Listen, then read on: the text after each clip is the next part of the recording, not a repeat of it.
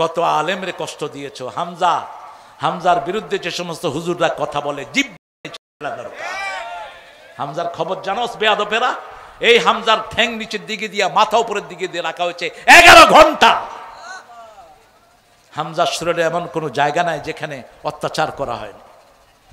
3টা বছর অমানসিক নির্যাতন সহ্য করেছে হামজারে ডাক্তার বলেছে 6 মাস বিছানায় শুয়ে থাকবেন, তারপরে উঠে কথা বলবেন। কিন্তু মানুষের ভালোবাসা, মানুষের পিড়িতে প্রতিদিনই তাকে মাঠে আসতে হয়। আল্লাহ তার শরীরটাকে ভালো করে দেন। যিনারা কথা বলেন ওনারা কোনোদিন পুলিশের ভেস্কিও খান নাই, ওনারা হলেন সুবিধাবাদ জিন্দাবাদ। বিগত সরকারের আমলে যারা মামলা খায় নেই এরা ওদেরই 5 রাখতা দালাল। কার বিরুদ্ধে কথা বলো, কথা ঠিক করে বলবা। আমাদের এক নেতা বিরুদ্ধে শত শত মামলা আছে না নাই? মামলার চোটে আমরা বাড়ি ঘরে থাকতে পারেনি। গোলাম পরওয়ারকে চিনেন তো কিনা? কি কে? জামাতের কি? পা নিচের দিকে দিয়ে মাথা উপরে, ভাঙা উপরে, পা নিচে, সারা অঙ্গে রক্তগুলো মুখ চুষে চুষে পড়েছে এই গোলাম পরওয়ারের। শুধু তাকে একা হয়নি, তার সব ভাই শেষ করে জেলখানায় অমানসিক নির্যাতন করা হয়েছে। আল্লাহ এর উপরে তুমি আমাদের কোরআনকে কায়েম করে দাও। আরো চিৎকার করে বলেন আমিন। যতজন কোরবানি দিয়েছে আল্লাহ সবাইকে কোরবানির উপর, সবার কোরবানির উপর বাংলাদেশে তুমি কোরআনকে কায়েম করে দাও। আমরা কারো দুশ্মন নই, এই জন্য আমরা কারো গায়ে হাত দেই না। আমরা চাই সবাই আল্লাহর কোরআনে আসুক, ঠিক না? ঠিক। সেই কোরআনে আসার জন্য ইব্রাহিম আলাইহিস সালাম ছাড়া বাঁচার কোনো উপায়।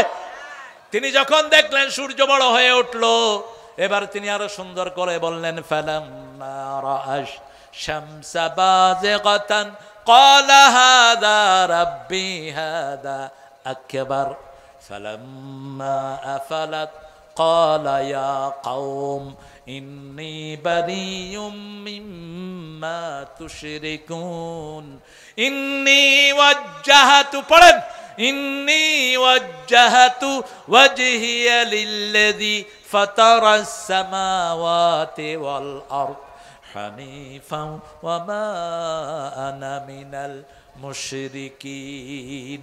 5 ওয়াক্ত নামাজে হাত বেঁধে রাসূল এই দোয়াটা পড়তেন, ইন্নী ওয়াজ্জাহাতু, আমি আমার মুখ ফিরিয়ে দিচ্ছি ওই মুখের দিকে যিনি আকাশও সৃষ্টি করেছেন, জমিনও সৃষ্টি করেছেন, একাগ্র চিত্তে। আমার সাথে শিরকের কোনো সম্পর্ক নাই। মূর্তি আছে যেখানে আমরা নাই সেখানে, শিরক আছে যেখানে আমরা নাই সেখানে, কদম বুসি মানুষের সেজদা নেয় শয়তানগুলো প্রকাশ্যে।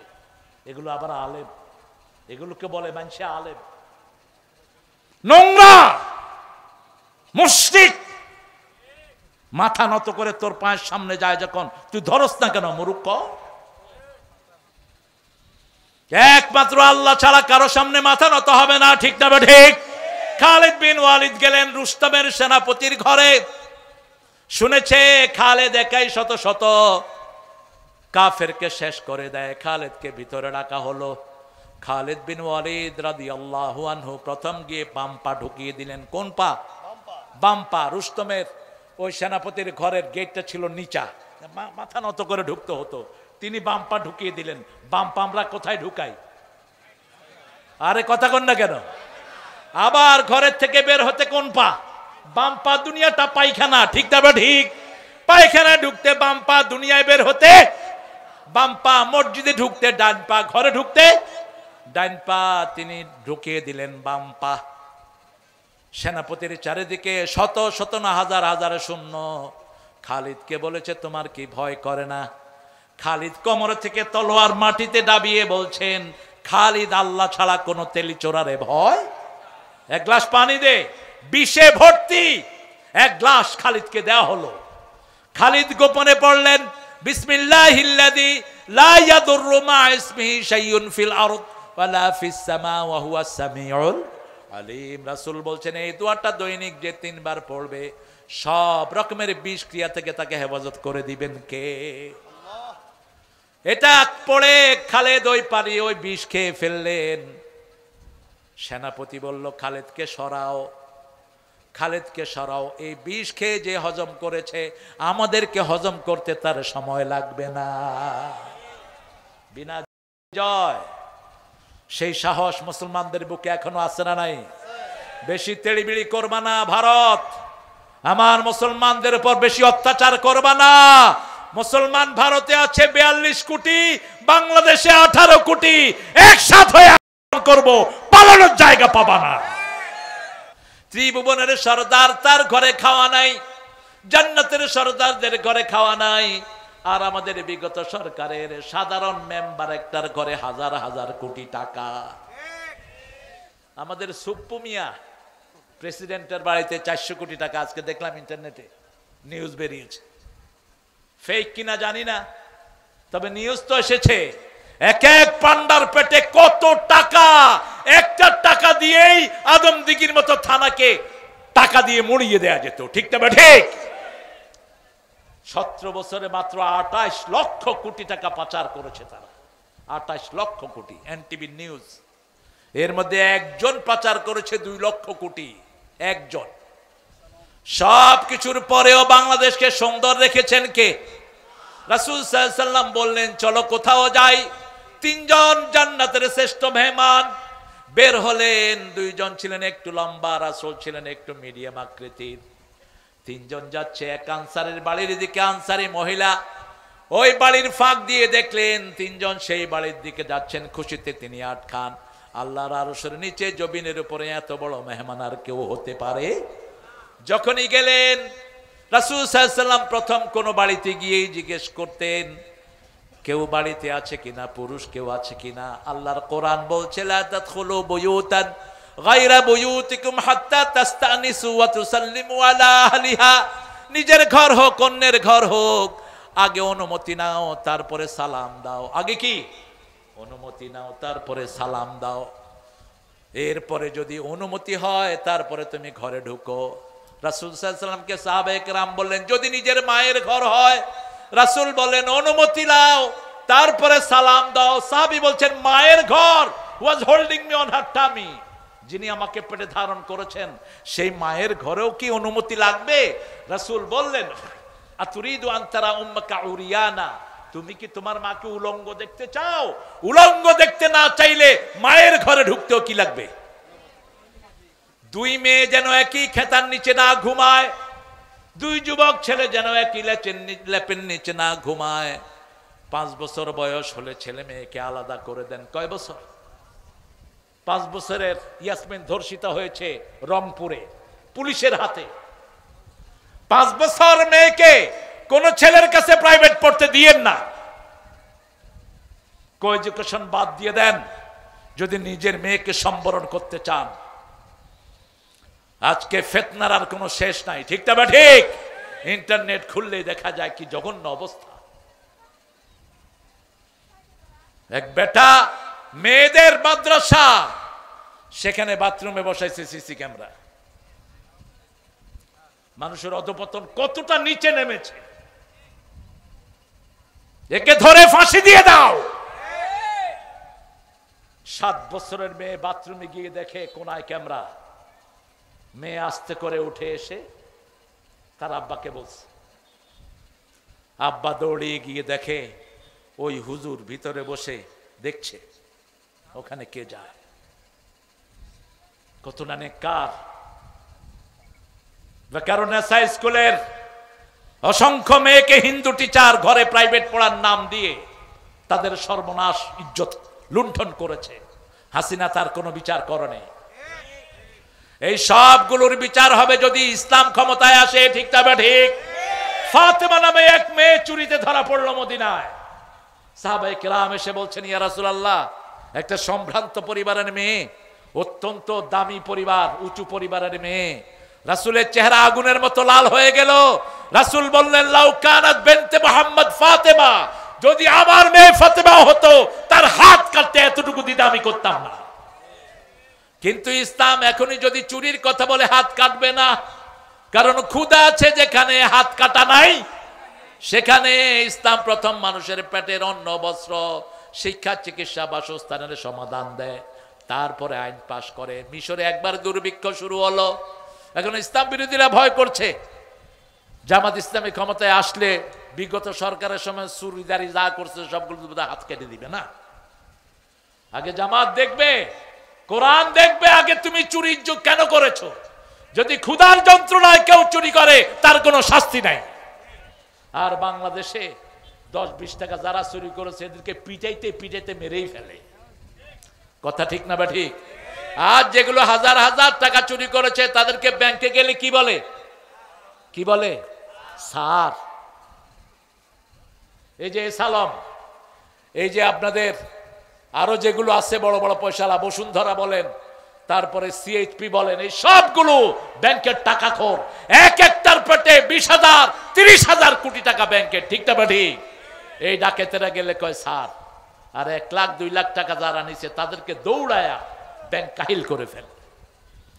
রাসূল সাল্লাল্লাহু আলাইহি ওয়াসাল্লাম কি সুন্দর করে ইসলামী আইন প্রতিষ্ঠিত করে দিয়েছেন। আমরা সেভাবে ইসলামী আইনের আন্ডারে থাকতে চাই, রাজি আছি না নাই? ইসলামের আইন যেমন আল্লাহর সূর্য যেমন সবাইকে সুন্দরভাবে আলো দেয়, আল্লাহর বাতাস যেমন সবাইকে সুন্দরভাবে আলোকিত করে, ঠিক তেমনি ভাবে কোরআনের আইন যেখানে আসবে সেখানে মানুষের মধ্যে কোনো বৈষম্য সৃষ্টি হবে না। সেজন্য ইসলাম আছে যেখানে আমরা আছি, কোরআন থাকবে যেখানে আমরা আছি। সুম্মাল্লাযীনা বিরাব্বিহিম ইয়াদিলুন, কাফেররা আল্লাহর সাথে শরীক করে। আল্লাহ এত কিছু সৃষ্টি করেছেন, মাথা একটা বানিয়েছেন, ব্রেন একটা বানিয়েছেন, এই একটা ব্রেন দিয়ে সারা শরীরটাকে কন্ট্রোল করে দিচ্ছেন কে? আল্লাহ। কয়জন? আরো জোরে বলেন। আপনি যখন পার্লামেন্টে একজনকে আইনদাতা বানান তখন আল্লাহর জায়গায় আপনি তাকে রাখেন। ঠিক না বা ঠিক? শিক্ষা আইন চলবে একমাত্র আল্লাহর পদ্ধতি অনুযায়ী। আল্লাহ বলছেন যেভাবে শিক্ষানীতি চলবে সেইভাবে শিক্ষানীতি চলবে। আল্লাহ বলছেন শিক্ষার শুরুতে থাকবে কার নাম? ইকরা বিসমি রাব্বিকাল্লাযী খালাক, খালাকাল ইনসানা মিন আলাক, ইকরা ওয়া রাব্বুকাল আকরাম আল্লাযী আল্লামা বিল। দলিল ছাড়া আল্লাহ কথা বললেন না। ইকরা বিসমি রাব্বিকাল্লাযী খালাক, তোমার রবের নামে পড়ো, কারণ তিনি তোমাকে সৃষ্টি করেছেন। মরিস বুকাইলি, তিনি ছিলেন ডক্টর মরিস বুকাইলি, পৃথিবীর একজন শ্রেষ্ঠতম গাইনোকোলজিস্ট। তিনি চিন্তা করলেন I must get the solution from Almighty, আমার সমাধান নিতে হবে আল্লাহর কাছ থেকে। বাইবেল ঘাঁটলেন, বাইবেলে মানুষের সৃষ্টি তত্ত্ব কিছুই নেই। তিনি চিন্তা করলেন না, আমি ইসলাম ঘাঁটব। কিন্তু ইসলাম যদি মোল্লাদের কাছে যাই, কোনো হুজুরের কাছে যাই, হুজুর তার মতো করে আমাকে ইসলাম শিখায় দিবে। তিনি চলে গেলেন সৌদি আরব। তিনি আরবি শিখলেন। আরবি শিখে মানুষের উৎস কি সৃষ্টির তিনি এটা খুঁজতে লাগলেন। খুঁজতে খুঁজতে তিনি কোরআনের প্রথম সূরা নাজিল হওয়া সূরা যখন নিলেন, সূরা আলাক, সেটা 2 লাইন পড়ে তিনি দেখেন আল্লাহ শুরুতেই সৃষ্টির তত্ত্ব বর্ণনা করছেন। ইকরা বিসমি রাব্বিকাল্লাযী খালাক, খালাকাল ইনসানা মিন আলাক, তোমাকে ঝুলে থাকা এক খণ্ড রক্ত থেকে আমি আল্লাহ তৈরি করে দিয়েছি। তিনি এবার আরো পড়তে লাগলেন, সূরা তারিকে ঢুকলেন। ফালিয়ানজুরিল ইনসান মিম্মা খুলিক, খুলিকা মিম্মা ইনদাফিক ইয়াখরুজু মিন বাইনিস সুলবি ওয়াত তারাইব। এবার তিনি দেখলেন আল্লাহ বলছেন মানুষের দেখা দরকার কোন জিনিস থেকে আমি তাদেরকে বানিয়েছি। আমি তাকে বানিয়েছি 1 ফোঁটা টপকে পড়া পানি থেকে। খুলিকা মিন মাইন দাফিক ইয়াখরুজু মিন বাইনিস সুলবি ওয়াত তারাইব, মানুষের পিঠের সিঁড়ি দ্বারা পুরুষের আর মেয়েদের পাঁজরের হাড় থেকে এই পানিটা বেরিয়ে আসে। এই 2টা পানি যখন সংমিশ্রণ হয় সেখানে সন্তান জন্ম নেয়। আজকের ডাক্তাররা পরীক্ষা করে দেখেছে একটা শুক্কিটের ভিতরে 1 ফোঁটা পানির ভিতরে 3 লক্ষ মানুষের প্রাণ থাকে। কয় লক্ষ? 3 লক্ষ। সেখান থেকে আল্লাহ বাছাই করেন, করতে করতে কাউকে 2টা, কাউকে 3টা, কাউকে 4টা। এই পৃথিবীর সবচেয়ে হাইস্ট রেকর্ড ক্যালিফোর্নিয়ার এক মেয়ের পেটে একসাথে 12টা সন্তানের জন্ম হয়েছে। 12টা হাইস্ট রেকর্ড। বাংলাদেশে 7টা। আর আল্লাহ যাকে চায় কোনো সন্তান দেন না, ইয়াজআলুহু আকিমা, তাকে বান্দা করে রেখে দেয়। ছেলে হলেও রহমত, মেয়ে হলেও। এখন খুব আলোচিত একটা ঘটনা, তার স্ত্রী বলছে আমার পেটে আবার যখন মেয়ে হলো তখন থেকেই আমার স্বামী আমার বিরুদ্ধে লেগেছে। অথচ ছেলে মেয়ে এগুলো দেয়ার মালিক কে? জোরে বলেন আল্লাহ। আজকের মেডিকেল সায়েন্স একটা জিনিস ধারণ করেছে, ছেলের মধ্যে থাকে একটা ই আর মেয়ের মধ্যে থাকে দুটি জিনিস থাকে, ক্রোমোজোম এক্স এবং ওয়াই। মেয়ের ভিতরে সব কি এক্স, আর পুরুষের থেকে যদি ওয়াই আসে, ওয়াই এক্স মিলে সন্তানটা কি হয়? ছেলে হয়, এক্স ওয়াই। আর যদি শুধু মেয়েরটা প্রাধান্য পায় তাহলে ডাবল এক্স মিলে সন্তানটা হয় মেয়ে। এটা কারো হাতে নয়, এটা কার হাতে? বগুড়ার এক লোক, এক ঘরে গেলাম, 7 জন মেয়ে। ঘরটা, যে কোনো মেয়ের ঘরে গেলে দেখবেন ঘরটা খুব পরিচ্ছন্ন, ঘরটা খুব গোছানো। আর পুরুষ যেই ঘরে বেশি, ঘরটা খুব অগোছালো, এখানে জাইঙ্গা থাকে, এখানে স্যান্ডেল, কোনো গোছ গাছ নাই। আর মেয়েরা যেখানে থাকে খুব গোছানো পরিপাটি থাকে। আমি ঘরে ঢুকেই দেখলাম খুব সুন্দর সাজানো, আবার টেবিলের উপরে বেলি ফুল, নান্দনিক। বললাম এই ঘরে বোধহয় মেয়ে বেশি। কয় হ্যাঁ হুজুর, ধরলেন কেমনে? কইলাম যে ধরলাম, ঘরটা সাজানো। ওই ঘরের মালিক কোথায়? আল্লাহ সন্তান দিয়েছেন, সব নবীর সন্তানদেরকে নবী বানিয়েছেন। কি বানিয়েছেন? ইব্রাহিম আলাইহিস সালামের মোট সন্তান কতজন ছিল বলেন? কতজন? 2 জন। 12 জন। 12 জনের মধ্যে মাত্র 2 জন হয়েছেন নবী। কয়জন? 2 জন। প্রথম নবী হয়েছেন মা হাজরার ঘরে, কি নাম? ইসমাইল। সেই ঘরে এসেছেন রাহমাতাল লিল আলামিন। আর দ্বিতীয় ঘরে এসেছেন ইসহাক। হ্যাঁ, বাদাম হয়েছে শেষ বিক্রি করা। আল্লাহ, এই বাদামালারা হলো আমার ভক্ত। আপনারা এদের বাদামগুলো কিনবেন। এই মাহফিলগুলোতে যত দোকানদার আসে সব জিনিস কিনে নিয়ে যাবেন। এটা কোরআনের বরকত, ঠিক না? ঠিক।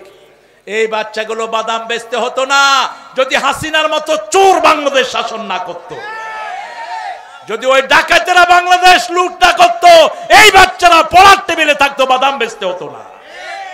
এই জন্য আপনারা এদেরকে বুকে টানবেন। এই ছেলেগুলো দেখেন এক এক মাহফিলে কিছু বাদাম নিয়ে যায়, এগুলো বিক্রি করে তাদের পরিবার চলে। অনেকে ভেটকি দেয়। ভেটকি দেয় কেন? তোর চোখ উঠিয়ে ফেলা দরকার। আগে তার রিজিকের সমাধান করবি। আমাদের ছেলেদেরকে খারাপ করেছে পান্ডা নেতাগুলো, চোর ডাকাত নেতারা। কিয়ামতের ময়দানে কথোপকথন হবে। সূরা ইব্রাহিমে আল্লাহ সেটা বলছেন, ইন্না তানা সাদাতানা ওয়া কুবরানা ফাদাল্লানা। আমরা মেনেছি আমাদের বড় বড় নেতাদেরকে, লিডারদেরকে, তারা গোমরা করেছে। আতিহিম দাফাইনি মিনাল আযাব ওয়া লাআনহুম লাআনান কাবীরা। আল্লাহ তাদেরকে আযাব দ্বিগুণ করে দেন, তাদেরকে লানত দিয়ে দুনিয়া আখিরাত ধ্বংস করে দেন। দুনিয়া তো এমনি শেষ, ঠিক না বা ঠিক? তারা বলবে ফালা তালুমুনি অলুমু আনফুসাকুম। সূরা ইব্রাহিমের ভিতরে আল্লাহ তুলে দিয়েছেন, তারা বলবে আমাদেরকে বৎসরা করো না, নিজেদেরকে নিজেরা বৎসরা করো। দাউতুকুম ফাস্তাজাবতুম লি। মিটিংয়ে দাঁড়িয়ে কোরআন নাই, হাদিস নাই, দলিল নাই, কিচ্ছু নাই, শুধু বলেছি ভাইয়েরা আমার, বোনেরা, বাস, আর কিছু নাই। কোনো কোরআনও নাই, হাদিসও নাই। আমাদের পিছনে আসছো কেন? আমরা তো কোরআন হাদিস দিয়ে বুঝাইনি। আর আলেমরা, আল্লামা সাইদির মতো লোক যা বলেছে সবটাই সত্য হয়ে গেছে, ঠিক না ঠিক? কারণ আল্লাহ বলেছেন, ও নবী আপনি বলে দেন, ইত্তাকু ফিরাসাতাল মুমিন ফাইন্নাহু ইয়ানজুরু বিনূরিল্লাহ। মুমিনের দূরদর্শিতা থেকে বাঁচো। মুমিন আল্লাহর নূর দিয়ে তাকায়। কার নূর? আল্লাহর নূর। বলেছে এই আমাদের সাথে তেড়িবেড়ি করবা না, আমরা আছি গোড়ায়, তোমরা আছো আগায়। আমরা হলাম মৌলবাদী, তোমরা কি আগাবাদী। বেশি তেড়িবেড়ি করবে, একটু লাড়া দেব, মামু বাড়ি দিল্লি গিয়া পড়বা। এখন বলে আমাদের নাকি পাকিস্তানের সাথে সম্পর্ক। আমাদের কোন নেতা তো পাকিস্তান যায়নি, কারো বাড়িও নাই, ঘরও নাই, টাকাও নাই পাকিস্তানে, ঠিক না ঠিক? আর ওদের সবার বাড়ি কোথায়? কোথায়? এখন গিয়ে কোথায় উঠেছে? কিন্তু তোমাদের কোনো প্রতিশোধ আমরা নেইনি, কারণ আমরা ইসলাম মানি।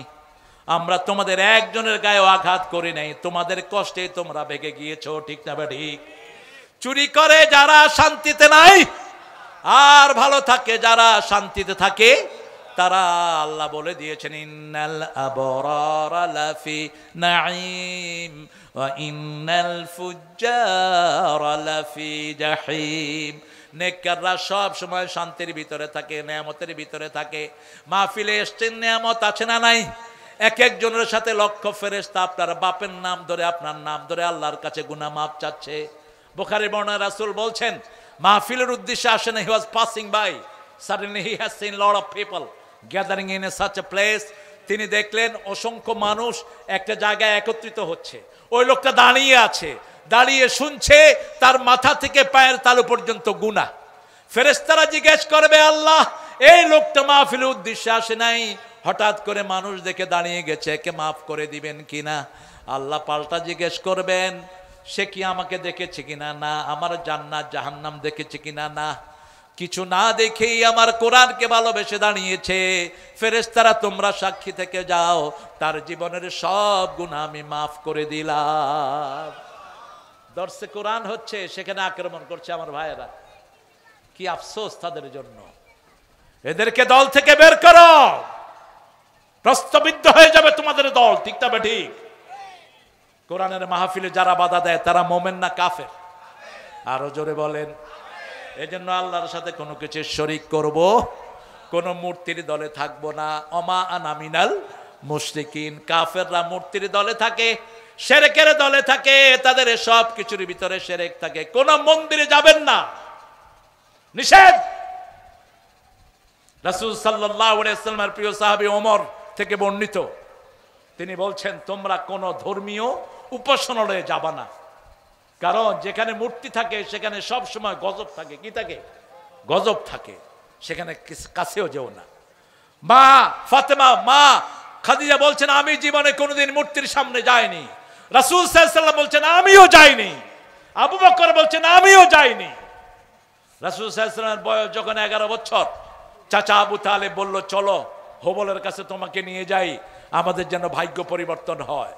তারা মূর্তির সামনে অনেকগুলো তীর রাখতো, মানুষ ওটা অন্ধভাবে টেনে আনতো, ওটার ভিতরে যা থাকে ওটা তারা বিশ্বাস করত। রাসূল কারো আবদার ফেলতেন না। হঠাৎ করে একটা বিশাল চেহারা ওনার সামনে পড়লো, তিনি অজ্ঞান হয়ে নিচে পড়ে গেলেন।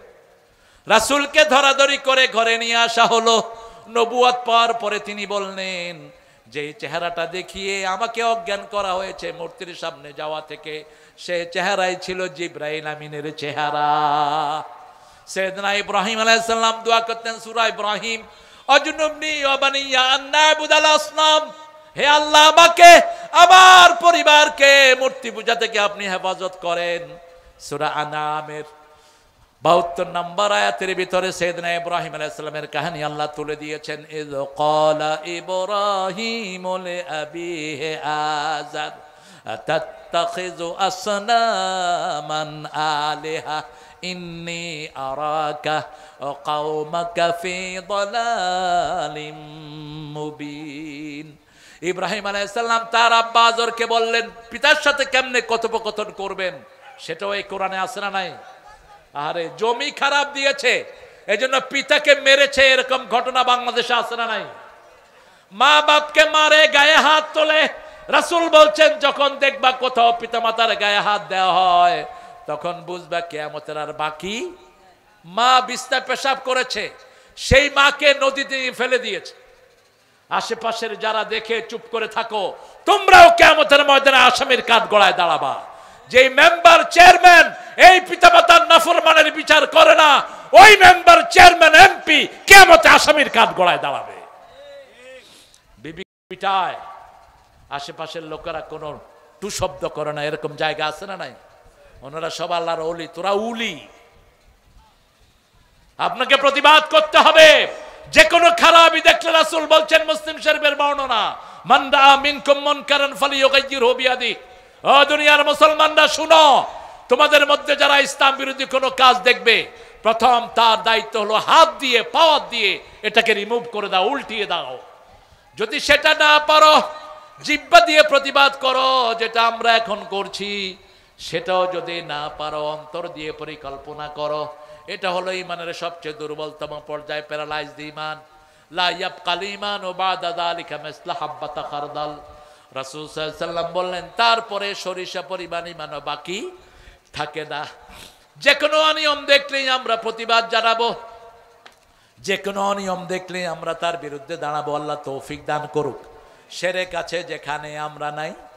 সাইয়েদনা ইব্রাহিম আলাইহিস সালামকে আল্লাহ কি সুন্দর করে লেসন দিচ্ছেন দেখেন, ওয়াকাযালিকা নুরি ইব্রাহিমা মালাকুতাস সামাওয়াতি ওয়াল আরদ ওয়ালিয়াকুনা মিনাল মুকিনিন। আসমান জমিনের সব, আচ্ছা আপনাদের কষ্ট হচ্ছে নাকি? থাকবেন সারা রাত? সারা রাত থাকবেন তো ইনশাআল্লাহ? আপনার সারা রাত থাকবেন, আমি একটু পরে চলে যাবো ইনশাআল্লাহ। দিছেন তো এই যে ফাঁসার টাইমে কত আগে আসছি, আমার মাহফিলগুলো তো বন্ধ করে দেওয়া ছাড়া আমাদের উপায় দেখতেছি না। রাতে এসার পরে রাসূল জীবনে কোনো মাহফিল করেন নেই, সারা জীবনে একটাও না। তিনি ঘৃণা করতেন রাতে কথা বলাকে।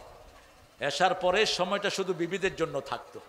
এসার পরে আগে ঘুমটাকে অপছন্দ করতেন, কানা ইয়াকরাহুম নাওম ক্বাবলাল ইশা ওয়াল হাদিসা বা'দা।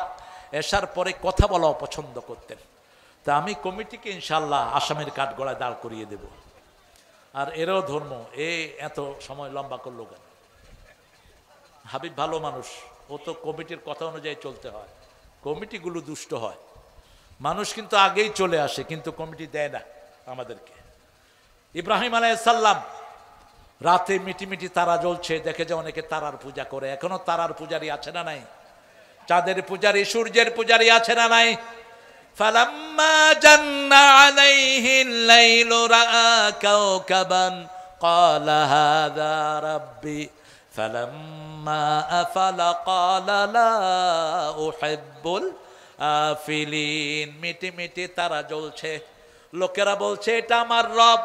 ইব্রাহিম আলাইহিস সালাম দেখলেন তারা ডুবে যায়, তিনি বললেন যেটা ডুবে যায় সেটা কখনো রব হতে পারে? ছোটবেলা থেকেই গবেষক, সব নবীদের চেয়ে শ্রেষ্ঠ বিচক্ষণ নবী সাইয়েদনা ইব্রাহিম আলাইহিস সালাম।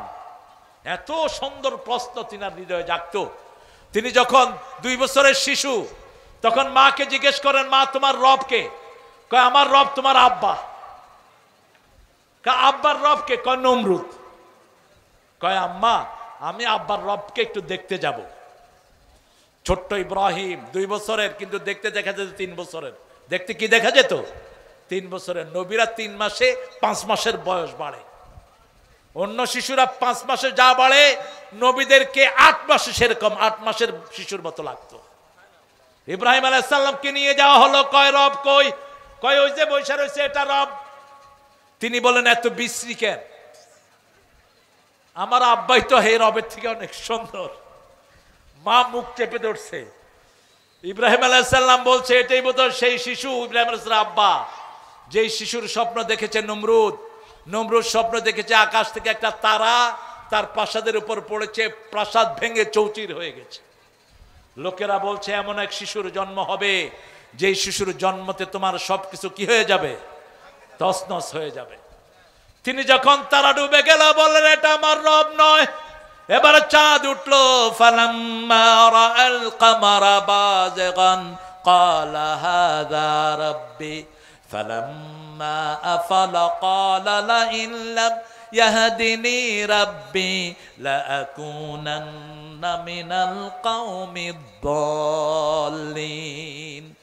যখন চাঁদ ডুবে গেল তিনি বললেন আল্লাহ হেদায়েত আপনি দেয়া ছাড়া হেদায়েত কারো পক্ষে সম্ভব নয়। এখানে এটা বলা যাবে না নবী গোমরা ছিলেন, তাকে আল্লাহ হেদায়েত দিয়েছেন। কোন নবী জন্মসূত্র থেকেই গোমরা ছিলেন না। জন্মসূত্র থেকেই সব নবীরা নবী। সব নবীরা কি নবী। যেমন সাইয়েদনা ঈসা আলাইহিস সালাম 3 বছরের শিশু, অথবা তাফসিরে এসেছে 40 দিনের শিশু। মা মরিয়ম যখন কোলে করে নিয়ে আসলো, লোকেরা বলল ও ইয়া উখতা হারুন, হে হারুনের বোন, তোমার মাও ভালো বাপও ভালো, তুমি এই সন্তান আল্লাহ কোত্থেকে? মা মরিয়ম বললেন ইন্নী নাযারতু লিররহমানি সাওমা, আমি আল্লাহর জন্য মানত করেছি আমি 3 দিন কথা বলবো না। আশারা ইলা সাবিয়ানি, শিশুর দিকে ইশারা করলেন। কাইফা নুকাল্লিমু মান কানা ফিল মাহদি সাবিয়্যা, সূরা মারইয়াম। কিভাবে মায়ের পেটে মায়ের কোলে সন্তান কথা বলবে, সাথে সাথে ঈসা আলাইহিস সালাম মুখ বের করে বলছেন ইন্নী আবদুল্লাহ। কি বলছেন? ইন্নী আবদুল্লাহ আতানিয়াল কিতাব ওয়া জাআলানি নাবিয়্যা ওয়া জাআলানি মুবারাকান আইনামা কুনত ওয়া আওসানি বিস-সালাতি ওয়াজ-যাকাতি মা দুমতু হাইয়্যা। আল্লাহু আকবার। কষ্ট হচ্ছে আপনাদের? একটু স্লোগান দেন তো, আল্লাহু আকবার, আল্লাহু আকবার।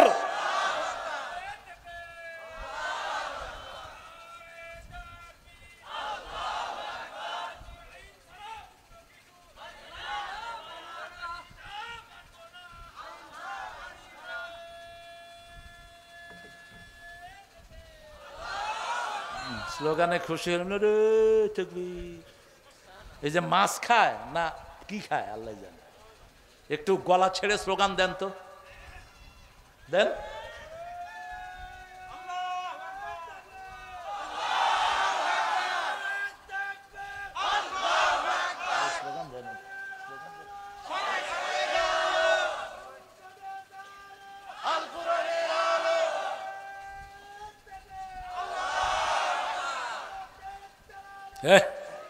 থাক, দালালের দরকার নাই, এমনি বাকছে। তোমার স্লোগান দিলে মারাই যাবে শেষে, এমনি ভয় আছে মিয়া। পাওয়া যায় এখন তো বাড়ি চালা দিয়েও পাওয়া যায় না। গেল কই এত নেতারা? গেল কই? কোরআন শুনতে পারবা না, মসজিদে যেতে পারবা না, এই করতে পারবা না, এখন গেলা কই শয়তানগুলো? কত আলেমরে কষ্ট দিয়েছো। হামজার বিরুদ্ধে যে সমস্ত হুজুররা কথা বলে জিহ্বা টেনে ছিঁড়ে ফেলা দরকার। হামজার খবর জানোস বেয়াদবেরা? এই হামজার ঠ্যাং নিচের দিকে দিয়া মাথা উপরের দিকে দিয়ে রাখা হয়েছে 11 ঘন্টা। হামজার শরীরে এমন কোনো জায়গা নাই যেখানে অত্যাচার করা হয়নি।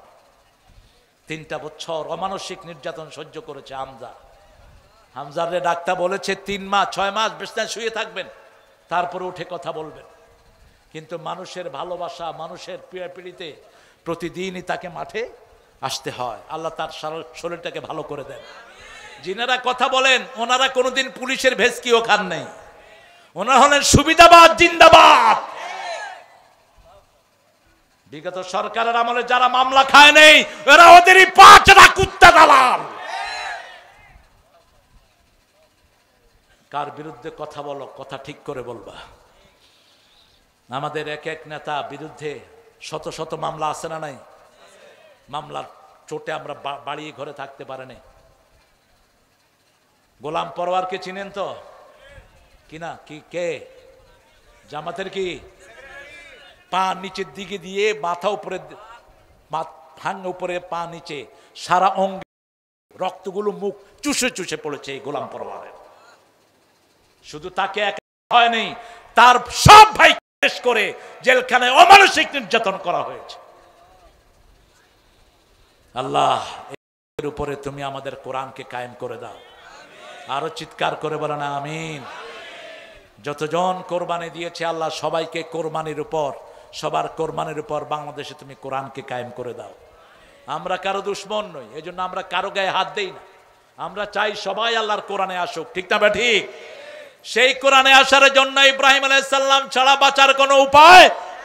তিনি যখন দেখলেন সূর্য বড় হয়ে উঠলো, এবার তিনি আরো সুন্দর করে বললেন ফালাম্মা রাআশ শামসা বাযিগাতান ক্বালা হাযা রাব্বি হাযা আকবার ফালাম্মা আফালাত ক্বালা ইয়া কওম ইন্নী বারিয়ুম মিম্মা তুশরিকুন ইন্নী ওয়াজ্জাহাতু, পড়েন, ইন্নী ওয়াজ্জাহাতু ওয়াজহিয়া লিল্লাযী ফাতারাস সামাওয়াতি ওয়াল আরদ হানিফান ওয়া মা আনা মিনাল মুশরিকিন। 5 ওয়াক্ত নামাজে হাত বেঁধে রাসূল এই দোয়াটা পড়তেন, ইন্নী ওয়াজ্জাহাতু, আমি আমার মুখ ফিরিয়ে দিচ্ছি ওই মুখের দিকে যিনি আকাশও সৃষ্টি করেছেন, জমিনও সৃষ্টি করেছেন, একাগ্র চিত্তে। আমার সাথে শিরকের কোনো সম্পর্ক নাই। মূর্তি আছে যেখানে আমরা নাই সেখানে, শিরক আছে যেখানে আমরা নাই সেখানে, কদম বুসি মানুষের সেজদা নেয় শয়তানগুলো প্রকাশ্যে, এগুলো আবার আলেম, এগুলোকে বলে মানুষে আলেম। নোংরা মুশরিক, মাথা নত করে তোর পায়ের সামনে যায় যখন, তুই ধরস না কেন মূর্খ? একমাত্র আল্লাহ ছাড়া কারো সামনে মাথা নত হবে না, ঠিক না ঠিক? খালিদ বিন ওয়ালিদ গেলেন রুস্তমের সেনাপতির ঘরে, শুনেছে খালেদ একাই শত শত কাফেরকে শেষ করে দেয়। খালেদকে ভিতরে রাখা হলো। খালিদ বিন ওয়ালিদ রাদিয়াল্লাহু আনহু প্রথম গিয়ে বাম পা ঢুকিয়ে দিলেন। কোন পা? বাম পা। রুস্তমের ওই সেনাপতির ঘরের গেটটা ছিল নিচা, মাথা নত করে ঢুকতে হতো, তিনি বাম পা ঢুকিয়ে দিলেন। বাম পা আমরা কোথায় ঢুকাই? আরে কথা কন না কেন? আবার ঘরের থেকে বের হতে কোন পা? বাম পা। দুনিয়াটা পায়খানা, ঠিক না ঠিক? পায়খানায় ঢুকতে বাম পা, দুনিয়ায় বের হতে বাম পা। মসজিদে ঢুকতে ডান পা, ঘরে ঢুকতে ডান পা। তিনি ঢুকিয়ে দিলেন বাম পা। সেনাপতির চারিদিকে শত শত না হাজার হাজারে শূন্য। খালিদকে বলেছে তোমার কি ভয় করে না? খালিদ কোমর থেকে তলোয়ার মাটিতে দাবিয়ে বলছেন, খালিদ আল্লাহ ছাড়া কোনো তেলি চোরারে ভয়? এক গ্লাস পানি দে, বিষে ভর্তি এক গ্লাস খালিদকে দেওয়া হলো। খালিদ গোপনে পড়লেন বিসমিল্লাহিল্লাযী লা ইয়াদুররু মা ইসমিহি শাইউন ফিল আরদ ওয়ালা ফিস সামা ওয়া হুয়াস সামিউল আলিম। রাসূল বলছেন এই দোয়াটা দৈনিক যে 3 বার পড়বে সব রকমের বিষ ক্রিয়া থেকে তাকে হেফাজত করে দিবেন কে? এটা পড়ে খালিদ ওই পানি ওই বিষ খেয়ে ফেললেন। সেনাপতি বলল খালিদকে সরাও, খালিদকে সরাও, এই বিষ খেয়ে যে হজম করেছে আমাদেরকে হজম করতে তার সময় লাগবে না। বিনা জয় সেই সাহস মুসলমানদের বুকে এখনো আছে না নাই? বেশি তেড়িবিড়ি করবা না ভারত, আমার মুসলমানদের উপর বেশি অত্যাচার করবা না। মুসলমান ভারতে আছে 42 কোটি, বাংলাদেশে 18 কোটি, একসাথে হয়ে করব, পালানোর জায়গা পাবা না। ভারত আমাদের, আমরা শাসন করেছি 750 বছর। ভারত কত বছর? ভারতের কোন স্মৃতি মুশরিকদের নাই, সব আমাদের স্মৃতি। এজন্য আমাদেরকে আল্লাহ এক করে দেন, বলেন আমিন। এক যাতে হতে না পারে এই জন্যই সমস্ত ষড়যন্ত্র চলছে। সুম্মাল্লাযীনা বিরাব্বিহিম ইয়াদিলুন, কাফেররা আল্লাহর সাথে শিরক করে, আমরা এক আল্লাহকে ডাকবো। যারা কুল হু আল্লাহ 10 বার পড়বে আল্লাহ তাদের জন্য জান্নাতে প্রাসাদ বানায়া দেয়। কয়বার পড়বেন? কুল হু আল্লাহু আহাদ 10 বার। কয়বার? বুঝে পড়বেন, বুঝে। কুল হু আল্লাহ পড়ে মাজারে গিয়ে মাথা ঠোকায়, কুল হু আল্লাহ পড়ে তাবিজের কাছে আশ্রয় চায়, কুল হু আল্লাহ পড়ে আবার সরকার ছাড়া বাঁচার কোনো উপায় নাই, নামাজ নাই, রোজা নাই, কিচ্ছু নাই। এরকম নেতা বেশি না কম? আহারে মসজিদগুলো খাখা করে, শুধু জুমার দিন এই যে হুজুর আছে জুমা মসজিদ পড়ায়, জুমার দিন কিছু মুসল্লি পায়, বাকি ফজরে নাই, এশায় নাই, জোহরে নাই, আসরে নাই, মসজিদ ফাঁকা। মসজিদে যারা নামাজ পড়ে না তারা কি জান্নাতে যেতে পারবে? জান্নাতের চাবি কি? আরো জোরে বলেন। নামাজের চাবি কি? অজু। অজুই তো নাই। আল্লামা সাইদি কত সুন্দর কথা বলতেন। এক নেতাকে জিজ্ঞেস করছেন নামাজ পড়েন তো? কয় হুজুর পড়ি না মানি। কয় হুজুর ফরজ কয়টা? কয় 13টা। পড়তে পড়তে 20টা পড়ছে।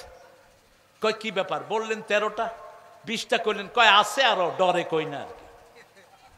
জিব্বা দোয়া, চোখ দোয়া, মুখ দোয়া, হাত দোয়া, ঠ্যাং দোয়া। সাইদি সাহেব তো কত সুন্দর করে বলতেন। আহা কি নেতা আমাদের দেশের। আর যাদেরকে ফাঁসি দিয়েছ এদের নামাজ কাজা নাই, এদের নামাজ কাজা নাই।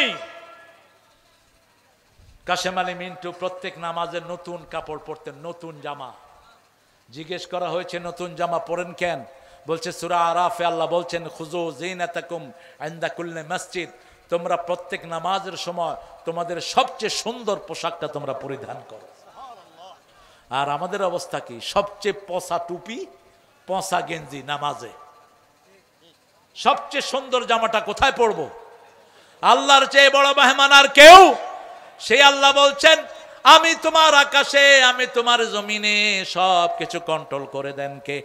এই জন্য প্রকাশ্যে যা কিছু চাইবো কার কাছে, গোপনে যা কিছু চাইবো কার কাছে।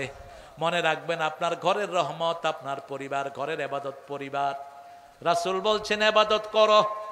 ইবাদত কি? রাসূলকে বলছে, রাসূল বলছেন বিবির কাছে যাও ইবাদত। কার কাছে? বিবির কাছে। সাহাবায়ে কেরাম বলেন এটা কেমন কথা? বলছে তুমি যদি আরেক বেড়ার বউর কাছে যাও কি হবে? কি হবে? এই জন্য হুজুররাও পরকিয়া জড়াচ্ছে। হ্যাঁ, তুই যাস কেন? মেয়েদেরকে পড়াইতে কইছে কে তোরে মূর্খ? নিজের চরিত্রকে আগে হেফাজত করো। অন্যের কাছে দোষ দেওয়ার আগে আগে নিজের দিকে তাকাও। ঠিক না ঠিক? আপনি আপনার সীমানা লঙ্ঘন করবেন না। ইবনে মাসউদ রাদিয়াল্লাহু আনহু বলছেন 1000 কোটি টাকা আমার কাছে দিলে আমি সংরক্ষণ করতে পারবো, কিন্তু কালো ঘুটঘুটে একটা মেয়ে আমার রুমে থাকবে, আমি আমার চরিত্রকে কন্ট্রোল করতে পারবো, তার কোনো নিশ্চয়তা নেই। দুইটা ফিতনা থেকে বাঁচো। একটা হলো দুনিয়া, একটা হলো মাল, আর একটা নেশা। আরেকটা কি? নেশা। ইত্তাকু, ইত্তাকু, তোমরা বাঁচো দুইটা ফিতনা থেকে। একটা ফিতনা হলো দুনিয়া। ইন্না আউয়ালু ফিতনাতু বনি ইসরাঈল কানাত ফিন নিসা। বনি ইসরাঈল ধ্বংস হয়েছে মেয়েদের ফিতনার কারণে। ফিতনাতু উম্মতি আল মাল, আমার উম্মতের ফিতনা হলো সম্পদ, সম্পদ, সম্পদ। আর দ্বিতীয় হলো নারী। দ্বিতীয় কি? ইন্না কাইদা কুন্না আযীম, নারীর ষড়যন্ত্র বড় মারাত্মক। এই জন্য বেঁচে থাকো। নারীর সাথে ইনিয়ে বিনিয়ে কথা বলার কোনো দরকার? কি সুন্দর করে কথা বলে, ভালো আছেন? কেন তুই সুন্দর করে কথা বলবি ছাগল কোথাকার? নারীরাও যেন কারোর সাথে ইনিয়ে বিনিয়ে কথা না বলে, ওদের কণ্ঠে যেন রুক্ষতা থাকে। কোন পুরুষ যেন কথা বললে, ফোন করলে বাই মিস্টেক চলে গেলেও আপনারা দেখবেন রাতের বেলায় কিছু ছেলে আন্দাজে গুন্দাজে নাম্বার ঢুকায়, ঢুকিয়ে যখন মহিলা কণ্ঠ পায় বস শুরু হইল, এটি তো আমি খুঁজছিলাম। এরপরে মহিলার সাথে প্রেম, প্রেমের পরে দেখা, দেখা করতে গিয়ে দেখে মহিলার বয়স 60, পোলার বয়স হলো 20। কারণ টেলিফোনে তো আর কথা বোঝা যায় না। এই জন্য রাসূল বলছেন তুমি যখন কোনো মেয়েকে বিয়ে করতে চাও তাকে দেখো, সে তোমাকে দেখুক, দেখে দুইজনের ভালোবাসা বৃদ্ধি পাবে যে কোনো একটা জিনিসের কারণে। তখন তোমরা একজন আরেকজনকে বিবাহ বন্ধনে আবদ্ধ করো। কিন্তু আমাদের দেশে উল্টা, মেয়েরে দেখে, মেয়ে দেখার কোনো সিস্টেম কথা কন না। আপনাদের আদমদিঘিতে আছে নাকি? মেয়েকে দেখে কিন্তু মেয়ে দেখতে পারে না। বিশেষ করে নেককার ঘরের পিতারা বলে তোর জন্য ছেলে আনছি, বিয়ে করবি, নায়ক কেটে নদীতে ভাসায় দেব। আপনি এত বড় পণ্ডিত হইলেন কবে? এটা তো রাসূলও করেন নাই। মা ফাতেমার জন্য প্রস্তাব এসেছে, সর্বশেষ আলীর প্রস্তাব আবু বকর রাদিয়াল্লাহু আনহুর মাধ্যমে। রাসূল বলছেন আমার সৈন্যদের মধ্যে, আমার সাহাবীদের মধ্যে সাহসী, আমার সাহাবীদের মধ্যে জ্ঞানী, কিন্তু আনা মদিনাতুল ইলম আলিয়ুন বাবুহা, এটা ফ্যাব্রিকেশন, এটা মওযু, এটা কোনো হাদিস না। আমি এলেমের শহর, সেই শহরের দরজা আলী, এটা শিয়াদের বানানো। এলেমের শহর যদি রাসূল হয়, সেই শহরের দরজার নাম হবে আবু বকর। কারণ রাসূল বলেছেন আমার পরে উম্মতের সর্বশ্রেষ্ঠ মানুষকে আবু বকর। খুতবায় বলতেন ইরহামালা উম্মতি ও উম্মতে আবু বকর আশাদ্দুহুম ফি আমরিল্লাহ ওমর ওয়া আস্তাকহুম ওসমান হায়ান ওসমান ওয়া আকদাহুম আলী। এক একজন সাহাবী, 4 জন খলিফাকে রাসূল বৈশিষ্ট্যমণ্ডিত করেছেন। এই জন্য নিজের মেয়েকে স্বাধীনতা দিবেন। আজকে ছেলে দেখে না মেয়ে, মেয়ে দেখে না ছেলে। আবার অনেক মা আছে পণ্ডিতি করে মেয়েকে ছেলের হাতে তুলে দেয়, মেয়ের জীবন শেষ হয়। ঠিক না ঠিক? 4টা জিনিস দেখে বিয়ে করাবেন। কয়টা? প্রথম হলো দিনদারি, প্রথম কি?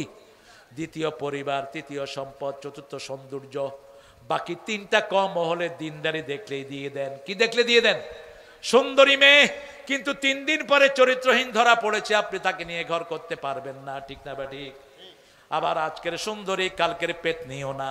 যেগুলো বিশ্ব সুন্দরী এগুলো বিশ্ব পেতনিও না। 2 বার শুধু বাথরুমে গেলেই শেষ, সৌন্দর্য শেষ। তৃতীয় পরিবার, আমি অমুক পরিবারের সন্তান। সৈয়দ পরিবারের নাম ভাঙা বহু পান্ডা আছে আমাদের দেশে, ওনার নবীর বংশ। আমরা কি ফেরাউনের বংশ নাকি? আমরা সব নবীর বংশ। আলাকাত কাররামনা বনি আদম, আমাদের বাপ আদম। ঠিক না ঠিক? তুমি আলাদা বৈশিষ্ট্য নিতে যাও কেন? হ্যাঁ, রাসূল সাল্লাল্লাহু আলাইহি ওয়াসাল্লামের বংশ থেকে যদি রাসূলের সুন্নত মানো, রাসূলের পদাঙ্ক অনুসরণ করো, পুরস্কার আছে না নাই? কিন্তু রাসূলের পরিবারে থেকে যদি আবু জাহিল্লার কাম করো, তাহলে শাস্তিও তোমার জন্য আছে, আবু লাহিব্বার কাম করো, শাস্তিও তোমার জন্য আছে। এই জন্য আল্লাহ রাব্বুল আলামিনের প্রশংসা করব সবখানে। রাসূল একটা প্রশংসা করতেন আর বলতেন, এই প্রশংসাটা যে করবে কিয়ামত পর্যন্ত তার জন্য সওয়াব লেখা হয়ে যাবে। পড়েন লাকাল হামদ, লাকাল হামদ, সুবহানাল্লাহি ওয়া বিহামদিহি আদাদা খালকিহি ওয়া রিদা নাফসিহি ওয়া জিনাতা আরশিহি ওয়া মিদাদা কালিমাতিহি। এই দোয়াটা রাসূল সাল্লাল্লাহু আলাইহি ওয়াসাল্লাম মা জুয়াইরিয়াকে শিখিয়েছিলেন। মা জুয়াইরিয়াকে বলেছিলেন যে তুমি এই দোয়া একবার পড়বা। রাসূল প্রতিদিন ফজরে এটা 3 বার পড়তেন, মাগরিবে 3 বার পড়তেন। এই দোয়াটার ভিতরে এমন কথা, কিয়ামত পর্যন্ত ফেরেশতারা সওয়াব লিখেও শেষ করতে পারবে না। এত বেশি জামে প্রশংসা আল্লাহ এটার ভিতরে দিয়েছেন। আমরা আজকে এখানে ক্ষান্ত করব ইনশাআল্লাহ, ঠিক আছে? রাত্র 12টা, আমার 12টা বাজছে, আপনাদের কয়টা? দোয়া হবে ইনশাআল্লাহ। পুরুষ মহিলা মানুষের সালাতে নিয়ম আলাদা আছে কিনা? না, আলাদা নাই। সল্লু কামা রাআইতুমুনি উসাল্লি। কিন্তু মেয়েদের শারীরিক গঠনের কারণে মেয়েদের কিছু জিনিস এমনি লেটিয়ে যায়, সেটা ভিন্ন। কিন্তু নামাজের ভিতরে কোনো পার্থক্য নাই। সৃষ্টিগতভাবে মায়েরা একটু ঢেকে চলতে পছন্দ করে, সৃষ্টিগতভাবে একটু গুছিয়ে চলতে পছন্দ করে, ঠিক না? বা ঠিক কথা কন না কেন? সেই সৃষ্টিগতভাবে যেটা পরিবর্তন সেটাই, কিন্তু বেসিক কোনো পরিবর্তন নাই। এদের কি মাজারে এবং পীরের সাথে সালামে সেজদা করা ইসলামী শরীয়ত অনুযায়ী কতটুকু জায়েজ? 100% হারাম। 100% কি? পীরের সেজদা করা 100% কি? ওই পীর ও মুশরিক যেটা করছে এটাও মুশরিক। সেজদা পাবে একমাত্র কে? সূরা ফুসসিলাতের ভিতরে আল্লাহ বলছেন, লা তাসজুদু লিশ-শামসি ওয়ালা লিল কামার উসজুদু লিল্লাহিল্লাযী খালাকাহুন্না ওয়া ইয়াহু তা'বুদুন। চাঁদকে সেজদা করো না, সূর্যকে সেজদা করো না, সেজদা করো ওই আল্লাহকে যার জন্য তুমি ইবাদত করো, ঠিক না? বা ঠিক? কপাল বানিয়েছেন কে? আল্লাহ। অতএব সেজদা দেব কাকে? এই কপালের ভিতরে লেখা থাকবে কাকে কাকে সেজদা দিয়েছেন। সূরা রহমানের ভিতরে আল্লাহ বলছেন, ইউরাফুল মুজরিমুনা বিসীমাহুম ফায়ুখাযু বিন নাওয়াসি ওয়াল আকদাম ফাবিআইয়ি আলাই রাব্বিকুমা তুকাযিবান। এই কপাল দেখে দেখে আল্লাহ চিনে নেবেন সবাইকে। এই কপাল দিয়ে কোথায় সেজদা করেছেন? প্রিয় শেখ, জোহরের আসরের সালাতে ইমাম সাহেব চুপি চুপি সূরা কেরাত পড়ে, মুক্তাদিরা কি সূরা কেরাত পড়বে? ফজরের সময় রাসূল বলেছেন সূরা ফাতিহা পড়ো। রাসূল একটা সহিহ বর্ণনা। তবে 3টা মত এই ব্যাপারে আছে। ইমাম মালিকের মতটা আমার কাছে ভালো লাগে বেশি। তিনি বলেছেন ইমাম যখন পড়বে তখন তোমরা শুনো, তখন তোমরা শুনো। আর ইমাম শাফিঈ, ইমাম আহমদ ইবনে হাম্বল বলছেন ইমাম যখন পড়বে তখনও তোমাদের পড়তে হবে। আর ইমাম আবু হানিফা বলেছেন কেরাতুল ইমামে কেরাতুল মুসল্লিন। ইমাম যখন কেরাত পড়ে তোমরা শুনো, কারণ ইমামের কেরাতে মুসল্লির কেরাত হয়ে যায়। তবে পড়াই উত্তম। পড়াই কি উত্তম? পড়লে আপনার লাভ কি? রাসূল সাল্লাল্লাহু আলাইহি ওয়াসাল্লাম বলছেন কুসিমাতিস সালাতু বাইনি ওয়া বাইনা আবদিন ইসফাইন, হাদিসে কুদসি মুসলিম শরীফ বলছেন নামাজ আমার মধ্যে বান্দার মধ্যে ভাগ করে নেই। বান্দা যখন বলে আলহামদুলিল্লাহি রাব্বিল আলামিন, আল্লাহ জবাব দেয় হামেদানি আবদি। আল্লাহ তার সাথে কথা বলা শুরু করে দেয়। তা আপনি এই সুযোগ থেকে বঞ্চিত হবেন কেন? আপনি চেষ্টা করবেন যাতে পড়তে পারেন। আল্লাহ তৌফিক দান করুন। হয়ে গেছে তো? হ্যাঁ প্রিয় শেখ, আহলে হাদিসের কি হাদিসটা সূরা ফাতিহা শেষে জোরে আমিন বলে, শাহাদাত আঙ্গুল নড়াচড়া করে। ঠিক আছে, শাহাদাত আঙ্গুল তো নড়াচড়া করবেন। শাহাদাত আঙ্গুল রাসূল এভাবে তুলে রাখতেন অথবা একটু একটু করে নাড়াতেন। আমরা যে ওই যে আশহাদু আল্লা ইলাহা ইল্লাল্লাহর সময় উঠাই, এটার কোনো বর্ণনা সহিহ হাদিসে নাই। আপনি হয় উঠিয়ে রাখবেন আর না হলে একটু একটু করে নাড়াবেন, এটাই সহিহ সুন্নাতে এসেছে। আর জোরে আমিন যদি ইমাম সাহেব বলে আপনিও বলবেন, আর যদি ইমাম সাহেব আস্তে আমিন বলে আপনি জোরে আমিন কে ইমামের উপরে উঠবেন কেন? এটা যেন মাথায় থাকে। আমিন দুইভাবে বলা যায়। মক্কা শরীফে গেলে আমরা কি আস্তে বলি না জোরে বলি? এটা নিয়ে কোনো ঠেলাঠেলির দরকার নাই। যেখানে ইমাম সাহেব জোরে বলে আপনিও জোরে বলবেন, যেখানে ইমাম আসতে বলে ইমামের পরেই তো বলবেন। ইমামের আগে যদি বলেন আপনার মাথা তো গাদার মাথা হয়ে যাবে কিয়ামতের ময়দানে, নামাজ তো কবুল হবেই না। আপনি বলেন আমিন, ইমাম কবে সর্বনাশ, ইমামটা উঠে দৌড় মারবো। আপনি ইমামের উপর বলবেন না, ইমামেরটা শুনবেন আগে। ইমাম যদি আসতে বলে আপনিও আসতে বলবেন, ইমাম যদি জোরে বলে আপনিও জোরে বলবেন। সমস্যা কি? দুইভাবে রাসূল বলতেন। রাসূল যেহেতু দুইভাবে বলতেন, আমাদের দুইভাবে বলার ভিতরে কোনো আপত্তি নাই। এগুলো নিয়ে ঠেলাঠেলি করবেন না। কেউ যদি সারা জীবন জুড়ে একবার আমিন না বলে গুনাহগার হবে না। এগুলো নিয়ে ঠেলাঠেলি যেন না হয়, এগুলো মুস্তাহাব। যত বেশি করবেন আল্লাহ তত সওয়াব দান করবেন। আপনারা অনেক পোকের ভিতরেও আমার ভাইয়েরা অনেক কষ্ট করে বসে আছেন চারিদিকে, কেউ কিন্তু জান নেই। আমি খুব মাশকুর আপনাদের প্রতি। আমরা একটু মাহফিল শেষের দোয়াটা পড়ি, সুবহানাকা পড়েন, আল্লাহুম্মা ওয়া বিহামদিক আশহাদু আন লা ইলাহা ইল্লা আনতা আস্তাগফিরুকা ওয়া আতুবু ইলাইক। আমরা সবার জন্য দোয়া করব। আমাদের দেশে যত কালেমা পড়া লোক আছে এরা খামাখে আমাদেরকে শত্রু বানায়। দেখেন, আমরা ইসলাম আলারা এই পর্যন্ত কারো উপর আক্রমণ করি নাই। আমরা চাই আমরা সবাই মিলে আল্লাহর বিধান মেনে জান্নাতে যেতে চাই, ঠিক না ঠিক? এই জন্য আমরা সবাই যেন একসাথে কোরআনের উপর থাকতে পারি, আল্লাহ তৌফিক দান করুক। অনেক মিডিয়া আজকে এসেছে, এই মিডিয়ার প্রত্যেকটি ছেলেকে আল্লাহ ইসলামের জন্য কবুল করুক, এদের সাবস্ক্রাইব আল্লাহ বাড়িয়ে দিক। এরা কোরআনের প্রোগ্রামগুলো চালু করেছে, কোরআনের প্রোগ্রামগুলো জারি রেখেছে। এই জন্য ইউটিউবার কর্তৃপক্ষকে বলবো, তোমরা এদের ভিউ কমাবে না। যদি তোমরা ভিউ কমাতে থাকো ইসলামিক পোষণগুলোর, অচিরেই মুসলমানরা ইউটিউব করবে, তোমাদের ইউটিউবের দিকে কেউ মুখও দিবে না। আমাদের মধ্যে সব কিছুই আছে, ঠিক না ঠিক? এই জন্য আমরা কারো ধার ধারি না, আমরা একমাত্র একজনকে ভয় করি, তিনি কে? আমরা দোয়া করব। হাবিব অনেক কষ্ট করে আমাকে এখানে আনার জন্য সবচেয়ে বেশি কষ্ট করেছে হাবিব উতরাইল। এখানের জন্য আমরা এখন সবাই একটু দোয়া করবো ইনশাআল্লাহ, তারপরে আমরা এখান থেকে বিদায় করব। আল্লাহুম্মা আমিন। লা ইলাহা ইল্লা হুয়াল হালিম সুবহান রাব্বিল আরশিল আযীম। আল্লাহুম্মা সাল্লি ওয়া সাল্লিম আলা নাবিয়িনা মুহাম্মদ ওয়া আলা আলিহি ওয়া সাহবিহি আজমাইন। ربنا ظلمنا أنفسنا وإن لم تغفر لنا وترحمنا لنكونن من الخاسرين. ربنا آتنا في الدنيا حسنة وفي الآخرة حسنة وقنا عذاب النار. ربنا وآتنا ما وعدتنا على رسلك ولا تخزنا يوم القيامة إنك لا تخلف الميعاد. উতরাইল বামনিগ্রাম জাহানাবাদ এখন পাড়ার উদ্যোগে এই আদমদিগির শেষ প্রান্তে বসে হাজার লক্ষ জনাতে নেই গভীর রজনীতে হাত তুলেছি। আল্লাহ, কারো কাছে এইভাবে কখনো হাত পাতি না।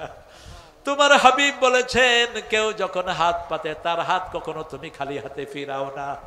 আমাদের জীবনের গুনাহগুলো মাফ করে দাও। বাংলাদেশের সকল মানুষকে ইসলামের জন্য কবুল করো।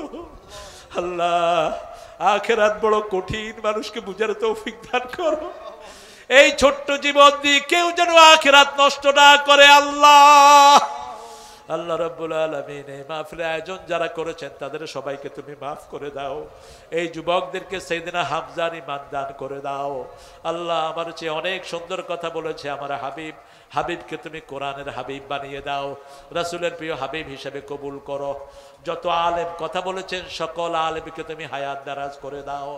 আল্লাহ, আমাদের তাহেরকে এই এলাকার চেয়ারম্যান, তাকে তুমি জনগণের নেতা বানিয়ে দাও। আরো যারা জনগণের জন্য মোকাবেলা করছে তাদের সবাইকে ইসলামের জন্য কবুল করো। আল্লাহ রাব্বুল আলামিন, এই মাহফিলে যত ছেলে মেয়ে এসেছে তুমি মাফ করে দাও। যারা অসুস্থ তাদেরকে শাফা দান করো, যারা ছাত্র পরীক্ষায় কামিয়াবি দান করে দাও। মাহফিলের সভাপতি তার ঘরে মেহমানদের যে আয়োজন করেছেন ঘরের বাসিন্দাদেরকে তুমি কবুল করো। সভাপতি সাহেবকে তুমি কবুল করে নাও। আল্লাহ, যত দলের যত নেতা কর্মী এসেছে সবাইকে তুমি মাফ করে দাও। আল্লাহ, আমার হিন্দু ভাইদেরকেও কোরআনের জন্য কবুল করো। আল্লাহ, আমরা সবাই মিলে যেন আগামীর বাংলাদেশকে কোরআন দিয়ে গড়তে পারি সেই তৌফিক আমাদেরকে দান করে দাও। আল্লাহ, মুসলমানদের হাতে তুলে দাও। বাচ্চাদেরকে দুনিয়া থেকে চিরতরে তুমি মিটিয়ে দাও। আল্লাহ, ভারতে মুসলমানদেরকে সব অত্যাচার থেকে হেফাজত করো। ভারত মুসলমানদের হাতে তুলে দাও। সারা দুনিয়ার মুসলমানদেরকে তুমি এক করে দাও। আল্লাহ, এই মাহফিল যে যুব সমাজ করেছে যুব সমাজের সব নেক আশাগুলো তুমি পূরণ করে দাও। প্রবাসী ভাইয়েরা কত কষ্ট করে প্রবাসে থাকে, প্রবাসী প্রত্যেক ভাইয়ের কামাইয়ের যদি তুমি বরকত দিয়ে দাও, সব বিপদ মুসিবত থেকে তাদেরকে হেফাজত করো। তারা যেই দান করেছে তাদের দান লক্ষ গুণ বাড়িয়ে তাদের সব অভাব তুমি দূর করে দাও। আল্লাহ, তাদের সবার জীবনের গুনাহগুলো মাফ করে দাও। আল্লাহ, প্রবাসী রেমিডেন্স না আসলে বাংলাদেশ বড় ক্ষতির ভিতরে পড়ে যেত। সেই প্রবাসী ভাইদের সকল কিছুর হেফাজত জামিন ও আমিন তুমি হয়ে যাও। আল্লাহ, হ্যাঁ, রুহুল আমিনকে তুমি কবুল করে নাও। আরো যারা দোয়া চেয়েছে আল্লাহ, মেম্বার চেয়ারম্যান সবাইকে কবুল করো আল্লাহ। জানি না কার জানাজার কাপড় দোকানে এসেছে, জানি না কার জীবনের শেষ মোনাজাত এই মোনাজাত। মিডিয়ায় যে ছেলে মেয়েগুলো কাজ করে কোরআনের জন্য, তাদেরকে তুমি কবুল করো আল্লাহ। মৃত্যুর সময় আমাদের সবার জবান জারি করে দিও লা ইলাহা ইল্লাল্লাহু মুহাম্মাদুর রাসূলুল্লাহ।